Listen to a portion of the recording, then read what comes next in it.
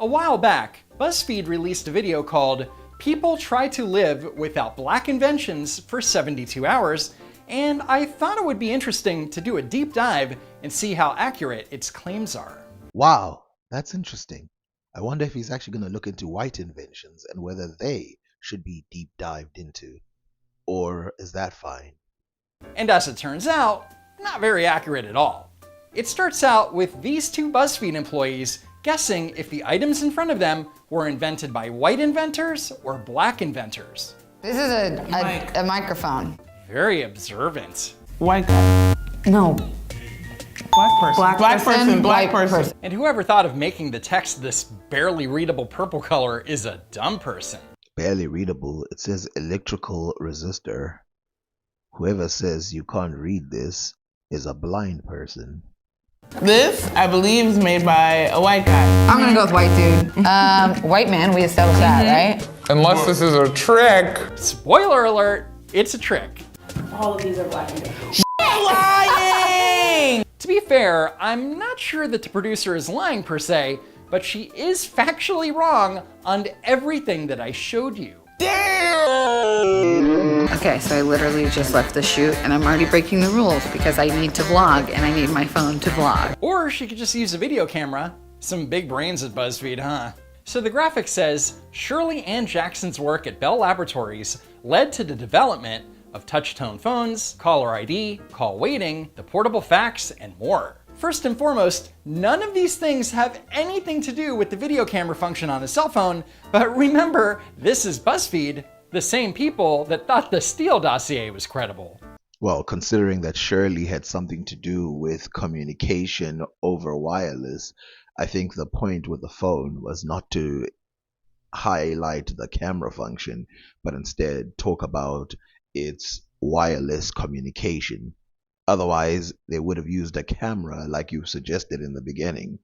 Second, they are referring to Dr. Shirley Ann Jackson, who did indeed work at Bell Laboratories in 1976, but as a theoretical physicist. Oh, my apologies. She only worked as a simple, easy to get, starter up, no use, no good for a job as a theoretical physicist at Bell Labs. How underwhelming. I expected her to do something actually important. And while Dr. Jackson has had a remarkable career, the inventions listed in the video cannot be attributed to her as they predate her time at Bell Labs. Not to mention that fax machines, as we know them today, were invented at Xerox, not Bell Labs. All these points would be considered very fair if this guy didn't say he was going to do a deep dive. So deep dive wise, though Bell Labs had made touch-tone phones in 1963 and the concept of touch-tone phones goes back to the 1800s, they didn't really come out with a touch-tone phone until the 70s when she was already working for the company. Secondly, Call ID as well, you can see there, by 1971, she was working for the company. Sure, it was invented, but it wasn't widely distributed, and her contributions in physics led to a much higher type of this mechanism. Thirdly, call waiting. I mean, all of these things have to do with telecommunication, which she helped improve by doing the physics. And of course, the fax is the same. Now, the problem is this guy here is lying about something because he's just writing fax. They didn't say that she invented the fax. They said she invented the portable fax. And I think fax actually goes back further than this date that he gave. And notice that the graphic says led to the development. BuzzFeed can't even be honest here. Well, I agree that they can't be honest, but I don't know why you're not giving the full context of what happened rather than making it seem like she had nothing to do with any of these technologies. This, by the way, is like saying that Thomas Edison had nothing with the development of electrical lighting, because electrical lighting was invented decades before he started. Or it's like saying he didn't invent sound, wasn't involved in the development of sound recording, because some of the earliest sound recording was also decades before he started. Or like saying Martin Cooper didn't help with the development of the phone because Eric Tigerstedt invented the folding mobile telephone decades before he did. So essentially, I broken every single rule because everything around me was invented by a black inventor. Okay, before we carry on, let's just get one thing straight that I'm going to mention, and I mentioned in my previous video. Invention does not usually happen with one guy and then it's one and done. It's the best version of it and it will never be improved upon ever again. So it is true that the things will be developed and moved on and all of that. So this video, cute as it is, the BuzzFeed video, it is getting terms broken, but so is this guy. So I want us to focus on that these guys are going to make significant contributions to the inventions that this guy is going to say we should not call their inventions or discoveries or whatever. But then for some reason he's going to gloss over that like it's nothing. Now I do agree that BuzzFeed is being irresponsible by just claiming that all these things are just invented by black people. But I think it's as irresponsible as people saying that all those inventions are invented by white people. Okay, first, electrical resistors. Otis F. Boykin did not invent the electrical resistor, but he did improve on them significantly by making them smaller, more reliable, and ultimately cheaper to manufacture. It was an important work, but he was not the inventor. By the way, I'll have to repeat this. Something like 50 to 60% of inventors will not be considered inventors if we go by this standard. I totally broke all the rules and I brought my laptop with me. The graphic states, Mark Dean co-invented the first personal computer and color monitor for the PC in 1981.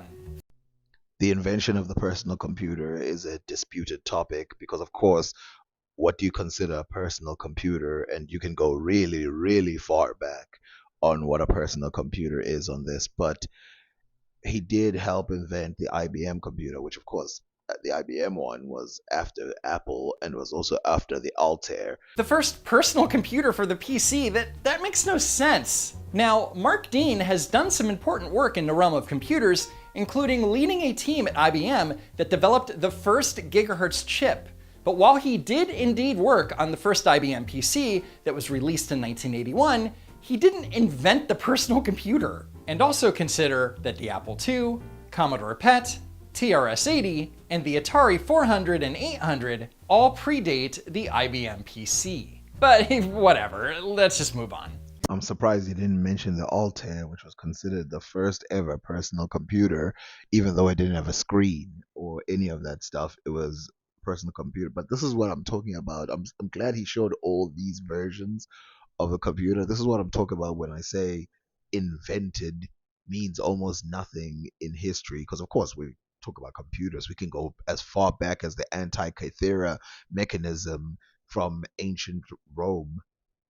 Or we can go to the 1800s and talk about Ada Lovelace and Babbage creating the analytical engine, which would have been the first ever functional computer. It was designed properly and then manufactured later in history, showing that it would work 100%. So, thus giving Ada Lovelace the sign or the original name of the first programmer in history. Now, of course, the problematic thing about what he's showing is that he says, I'm going to tell my kids that this was Steve Wozniak. You just mentioned that Steve Wozniak didn't invent a personal computer, and he didn't. Of course not. Worse than this is that Steve Wozniak on the Apple II, he didn't develop it on his own. He had some help. Oh, potato chips were invented by a black person. In 1853, when a customer sent back French fry potatoes for being cut too thick, Chef George Crumb decided to cut them as thinly as he could and fried them in grease. However, the 1822 book, The Cook's Oracle, written by William Kitchener, MD, and first printed in England, contained a recipe for potatoes fried in slices or shavings. Furthermore, it was printed in the United States as far back as 1830, and that's 23 years prior to George Crumb's invention. I don't even care about this one because, first of all, fried potatoes go back to the ancient world. Anyone who tells you any different is lying. Fried bananas go back to Africa, and in Africa, when the potato was introduced, well, at least a type of potato that was not available in Africa was introduced, they did what they did with all the other things that were... It's just automatic. Alexa, turn off everything. The graphic says the light bulbs contain Lewis Latimer's 1881 patented carbon filaments for the incandescent light bulb. In fact, his patent was for new and useful improvements in incandescent electric lamps. Latimer's patented design improved on Thomas Edison and Joseph Swan's light bulb, which also used a carbon filament. But none of this matters anyway, for two reasons. First, modern incandescent lamps use tungsten filaments, not carbon. In fact, carbon filaments haven't been used for over 100 years. Herein lies a new dilemma. Do we then say that because these electric lamps use tungsten instead of carbon, that we're going to say that Thomas Edison didn't help develop the light bulb? And if he did, then we're going to have to run into the problem of saying that Lewis Latimer also did, since he also had a light bulb technology. And of course, Lewis Latimer and Thomas Edison didn't invent the light bulb by your standards, because, or not light bulbs, but electric lamps, because electric lamps were invented way before them. Alexa! Second, if she is turning her lights on and off with Alexa, they likely aren't even incandescent light bulbs. They're LED light bulbs. Yeah, my friend, it's just a sketch. Which don't have carbon filaments. The graphic also says that Alexa contains James E. West's electret microphone. James E. West did in fact co-invent the electret microphone with Gerhard Sessler. Wow, he actually gave a guy credit for once. That's very impressive. However, the Amazon Alexa uses a silicon microphone and not an electret microphone. By the way, this one featured at the beginning of the video is a Shure 55SH Series 2, which is a dynamic microphone, not electret. This is splitting hairs. Some components that are in electrical microphones are inside dynamic microphones and silicon microphones. Technically silicon microphone, but let's leave that. The original microphones made by long time ago people, all right, we can't even name who necessarily made the first one. I think it was a French person. They literally also have some legacy technology inside the most modern microphone you can think of in the way they work. For example, in electrical microphones, diaphragms are still used, sound to electric conversions and amplification, not to mention electrical noise reduction. I realize I'm not supposed to drive, but I woke up late this morning and I forgot that I had an appointment to do my taxes. The graphic says Richard Spikes invented the automatic gear shift in 1932. Except if you read the actual patent, Richard Spikes writes, "My invention relates to improvements in automatic gear shifts." So he made mechanical improvements on something that already existed. In fact, he wasn't even the first to improve on it. Yep, I'm going to have to keep going back and forth on saying the same thing over and over again. Yep, inventors invented things that then were invented by other people and over-invented, and some of these things are hard to say. It's impressive that today, or right now, he's looking at this like, oh my God, he's not the first to improve on it. Well, all the people you were talking about were not the first to improve on it. All the people that you think invented the inventions of the previous black people that you're trying to look down on, they also didn't invent them. That would be Henry R. Hoffman, who applied for a patent for automatic gear shift and speed control. Hoffman's design was the first automatic transmission that eliminated the need for a foot clutch release and gear shift lever.